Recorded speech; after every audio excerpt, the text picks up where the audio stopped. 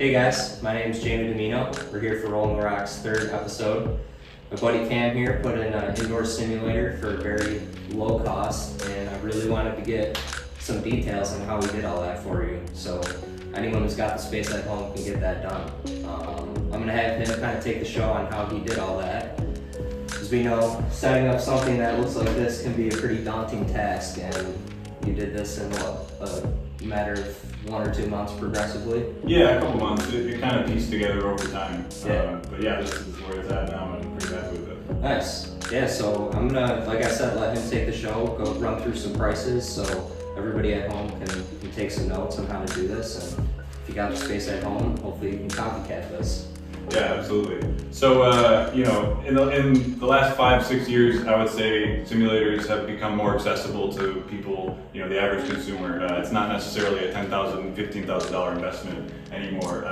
What I have and what I use is the Garmin R10, which brand new runs about $599, so $600.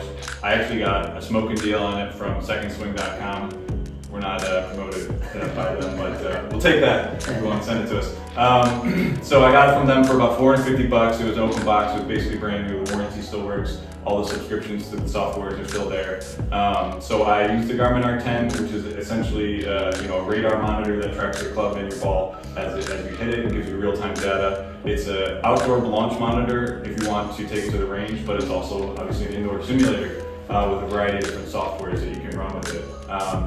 So from there, you could just buy a simulator like that, and you could hit into a net, and then you could run it through your iPhone if you have one. I think it works on Android as well, and you could put it onto a TV. So that's kind of the base setup, and from there, that's like what, $600 maybe. I mean, you can find a net on Facebook Marketplace for like $50, yeah, and a hitting mat, and you're basically in the game. So, but I took the next step, and I decided to get an impact screen from carlsplace.com. They're super reliable there.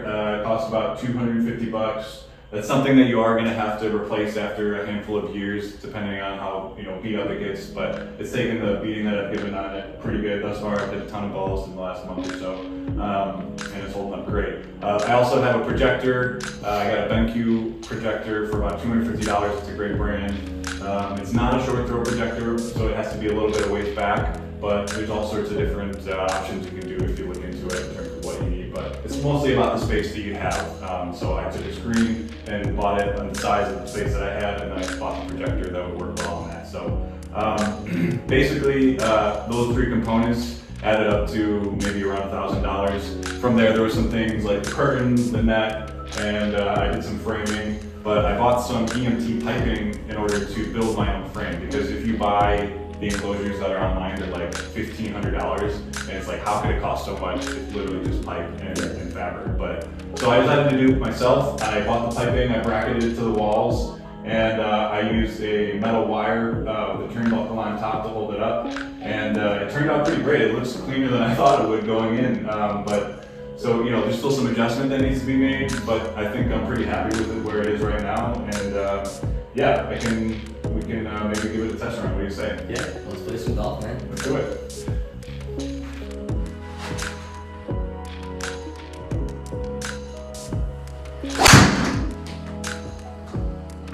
That'll do. Nice. Smoked. Oh yeah.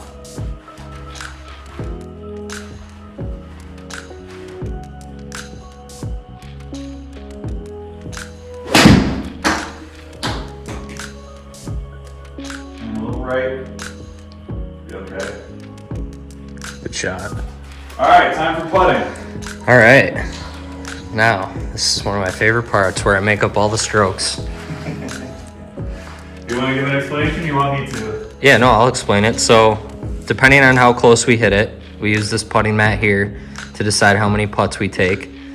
I think, for example, inside 5 feet's a gimme. Yep. Mostly just to save time. 5 to 10, as you put it on that distance from the hole. So if it's 7 feet, you guesstimate about 7 feet. And then 10 to 15, we go center cup from the back. Yep. If it's any further than 15, then we go left side. Which is slightly harder. And then 20 feet is 2 putts. You got to make 2 putts for a 1 putt. Yeah. Yeah. And I missed. 2-putt it is. All right, that about wraps it up. Thanks for tuning in, guys. Feel free to give us a like on Instagram and Facebook, and hopefully you guys took some notes and can recreate this at home.